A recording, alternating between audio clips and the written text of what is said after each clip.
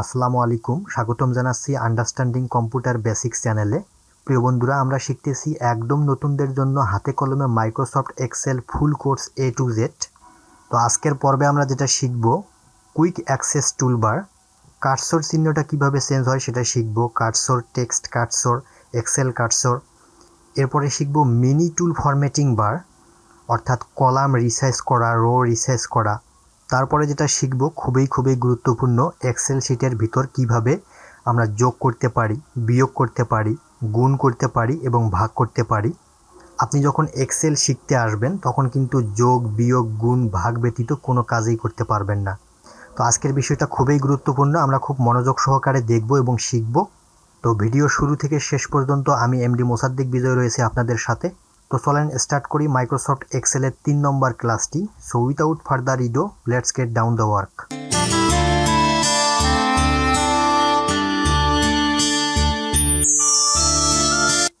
তো প্রথমে আমরা কুইক অ্যাক্সেস টুলবারের কাজটা দেখে নেব। তো এটা দেখার জন্য চলে যাব আমি আমার এক্সেলে। এক্সেল শিটে আসার পর একদম উপরে লেফট সাইডে দেখতে পারতেছেন কোনায় একটি বার দেয়া আছে। এই বারটাকেই কিন্তু মূলত বলা হয় কুইক অ্যাক্সেস টুলবার। এটার কাজ হচ্ছে আপনি যে কোনো টুলস নিয়ে এখানে সাজায় নিয়ে কিন্তু কাজ করতে পারবেন। ফর এক্সাম্পল, কাট এবং কপির কাজ আপনি খুব বেশি করতেছেন, এটার বারবার প্রয়োজন হচ্ছে এবং খুঁজতে হচ্ছে। আপনার যেন খোঁজা না লাগে সেক্ষেত্রে কিন্তু আপনি কাট এবং কপি এখানে নিয়ে এসে সেট আপ করে দিয়ে কাজ করতে পারেন খুব সহজেই। তো অলরেডি দেখতে পাচ্ছেন এখানে কিন্তু 3টি টুলস দেয়া আছে। আমি যখন মাউসের কার্সারটা এখানে নিয়ে যে রাখতেছি তখন কিন্তু নামগুলো শো করতেছে, অর্থাৎ এখানে রিডু, আনডিউ এবং সেভ অপশনটা এখানে দেয়া আছে। তো নতুন করে যদি কোনো টুলস নিয়ে আসতে চাই সেক্ষেত্রে দেখতে পাচ্ছেন রাইট সাইডে একটা অ্যারো বাটন দেয়া আছে। এই অ্যারো বাটনে যখন আমি ক্লিক করে দেব তখন একটা ডায়লগ বক্স খুলে যাবে।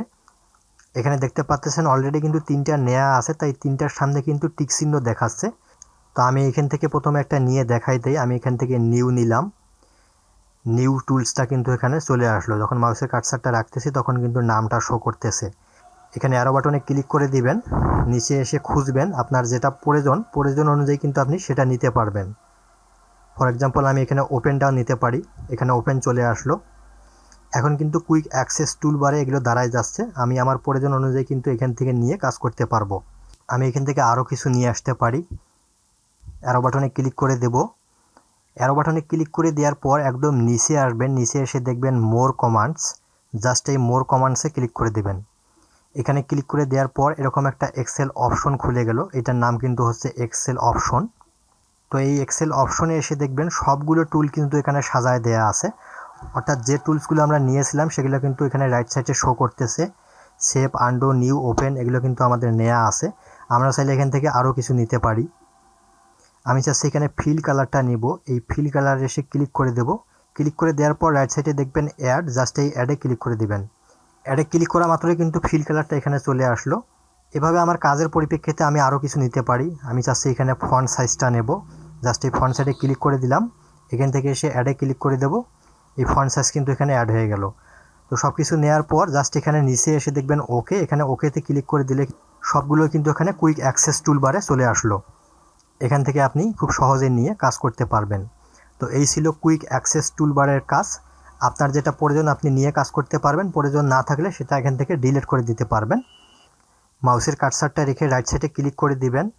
এখান থেকে এসে remove from access toolbar, just এখানে ক্লিক করে দিলেই ভ্যানিশ চলে যাবে। অথবা আপনি অ্যারো বাটনে ক্লিক করে দিয়ে টিক চিহ্নটা যদি উঠায় দেন সেক্ষেত্রেও কিন্তু চলে যাবে। ফর এক্সাম্পল, আমি যে নিউ এর টিক চিহ্নটা উঠাই দিলাম, নিউ এখান থেকে চলে গেল। তো এইভাবে ডিলিট করতে পারবেন, সেট আপ করতে পারবেন, খুব সহজে এই কাজগুলো করতে পারবেন। তো এরপরে আমরা যেটা দেখব সেটা হচ্ছে কার্সর। কার্সরের কাজ খুবই গুরুত্বপূর্ণ। তো কার্সরটি দেখার জন্য আবারও চলে যাব এক্সেলে।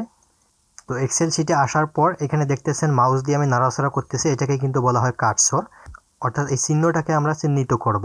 আমি যখন এক্সেল শিটের মধ্যে কার্সরটা রাখতেছি তখন কিন্তু দেখতে পারতেছেন প্লাসের মতো চিহ্ন হয়ে আছে। আমি যখন একটু উপরে যাব তখন দেখেন নর্মাল কার্সর, একদম নর্মালি হয়ে গেল, তীরের মতো হয়ে গেল, এটাকে বলা হয় নর্মাল কার্সর। আর এক্সেলের ভিতর যখন চলে আসবো, এক্সেল শিটের ভিতর যখন প্লাসের মতো চিহ্নটা হয়ে যাবে তখন বলা হয় এটাকে এক্সেল কার্সর। তো কার্সরের পরিবর্তনটা চেনা খুবই গুরুত্বপূর্ণ। আমি আবারও বলতেছি, আমি যখন কার্সারটা উপরে নিয়ে যাব তখন তীরের মতো চিহ্ন হয়ে গেল, এটাকে বলা হয় নর্মাল কার্সর।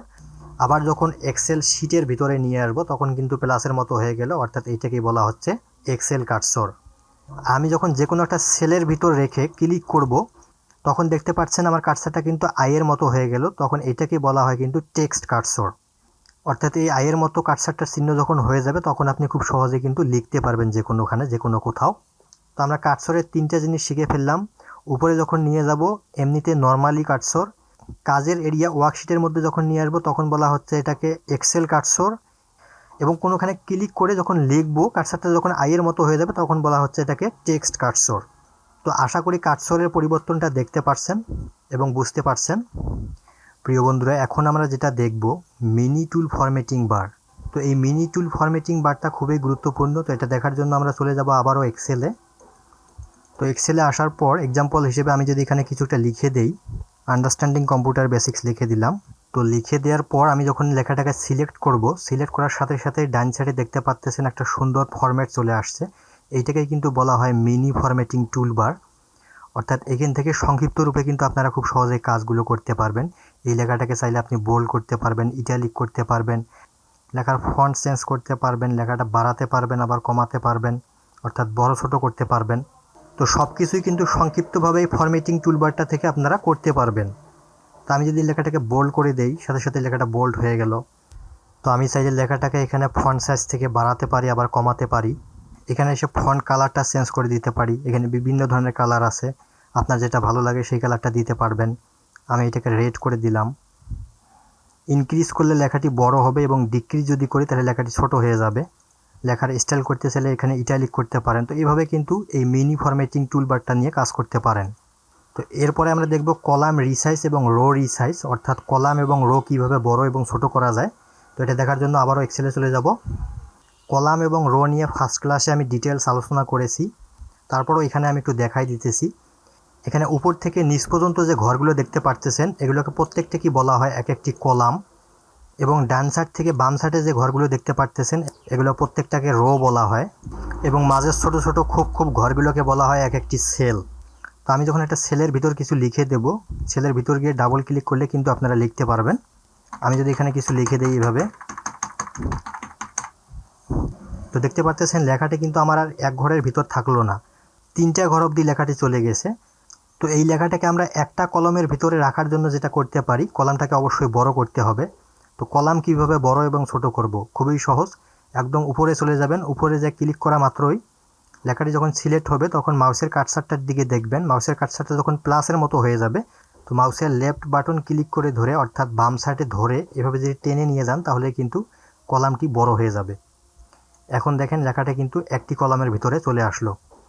আবার সেমভাবে ছোট করতে পারেন, এখানে ডাবল ক্লিক করবেন এবং সাইডে নিয়ে গিয়ে যখন মাউসের কার্সারটা প্লাসের মতো হয়ে যাবে চিহ্নটা, তখন আবার এভাবে চেপে ধরে নিয়ে আসলে কিন্তু ছোট হয়ে যাবে।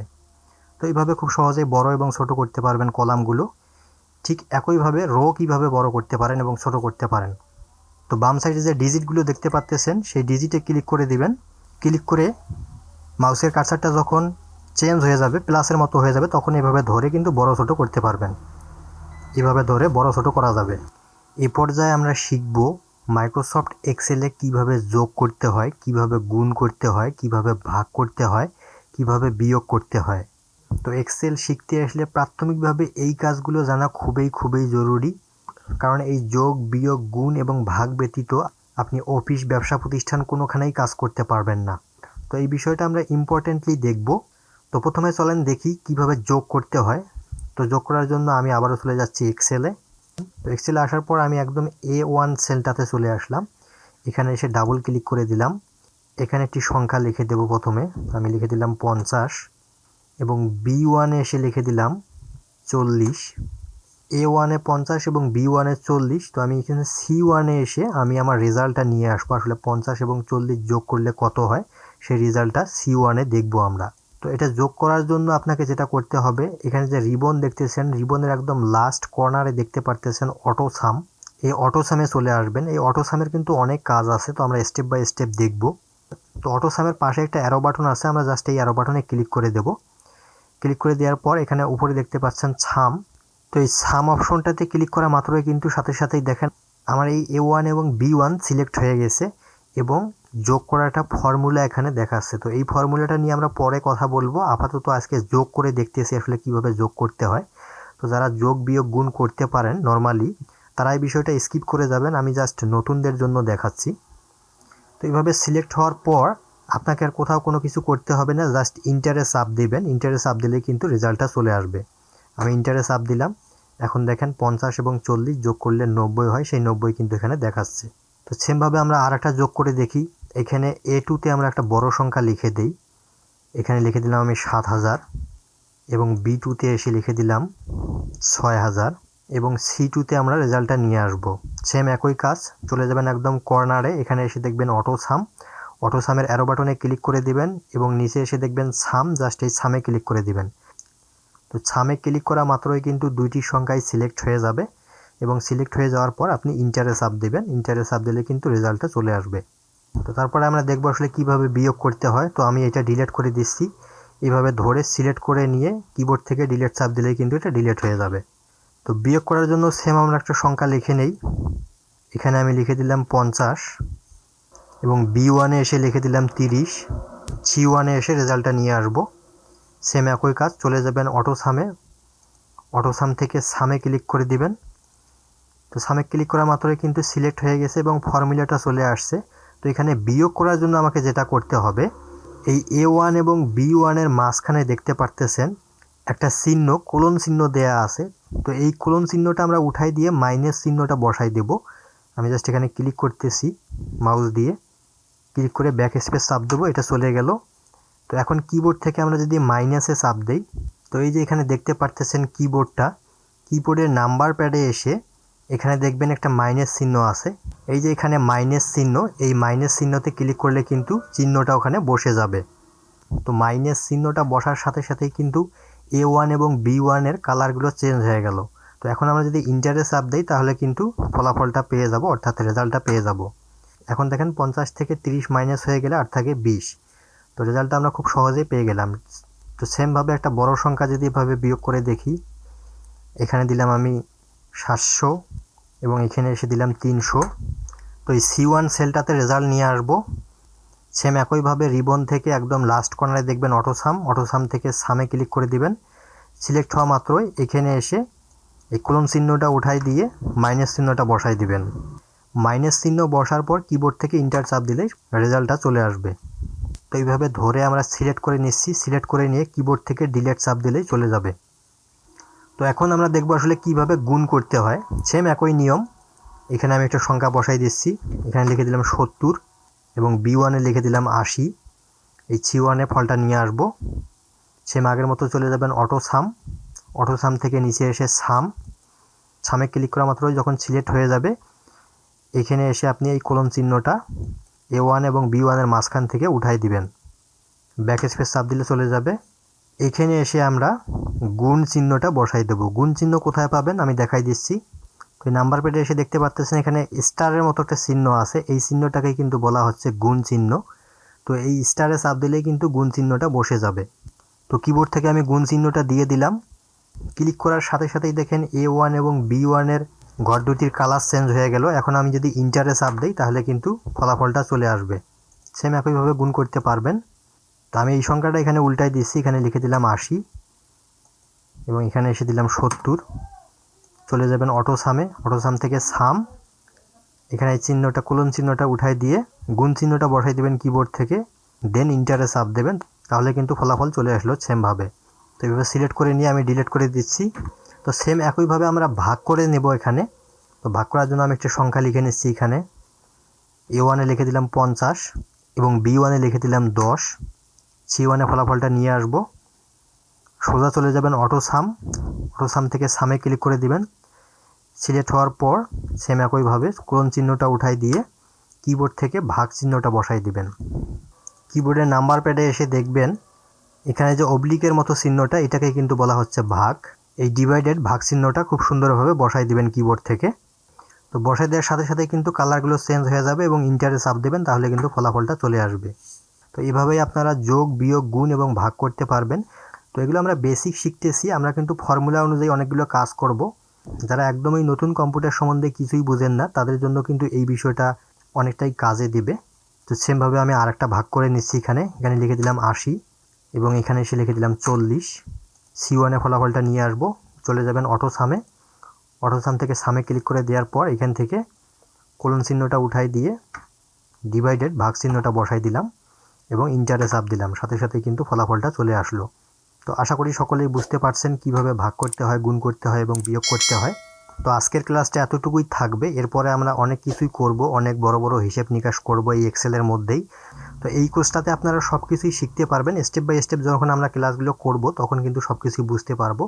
তো আমরা খুব সহজে আজকে যেটা দেখলাম, quick access toolbar, কাটসোর, mini tool formatting বার এবং সর্বশেষ এসে এক্সেল শিটের ভিতর কিভাবে যোগ করতে হয়, বিয়োগ করতে হয়, গুণ করতে হয় এবং ভাগ করতে হয় সেটা আমরা একটা বেসিক ধারণা নিলাম।